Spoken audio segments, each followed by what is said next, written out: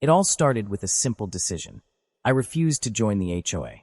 I had always been against the idea of letting an organization dictate the rules of my property, especially one that I felt had no real authority over how I live my life. But little did I know, this seemingly insignificant choice would set off a chain of events that would change my life forever.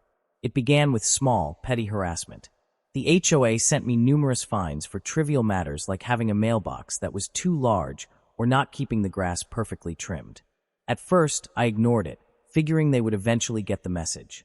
But the harassment only escalated.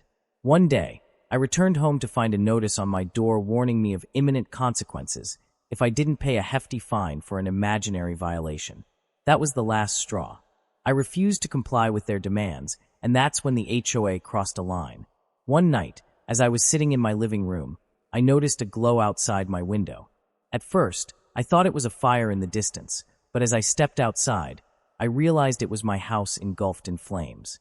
My heart sank as I watched the inferno consume everything I had worked so hard for. It was clear the HOA had taken matters into their own hands. I was devastated, but something inside me snapped. This wasn't just an attack on my property. It was an attack on my life.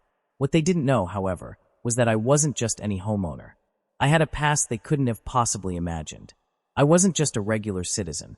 I was a feared federal judge who had dealt with high-profile cases involving organized crime, corruption, and even some of the most dangerous criminals in the country. I had always kept my identity private, but this was the moment I realized it was time to reveal who I really was. The moment they found out who I was, the tone shifted.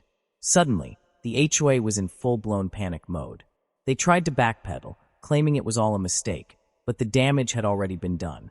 I wasn't about to let this slide. I launched a federal investigation into the HOA, and within days law enforcement was at their doorstep armed with search warrants and subpoenas. It wasn't long before their entire operation crumbled under the weight of their own illegal activities. In the end, I got justice, but it wasn't just about the fire. It was about showing these people that there were consequences for their actions, and that not even the most powerful HOA could escape the law when it was staring them in the face. The HOA members were arrested, and their illegal practices were exposed to the world. As for me, I rebuilt my home stronger and more resilient than ever, knowing that sometimes standing up for what's right requires more than just defiance. It requires the courage to wield true power when necessary.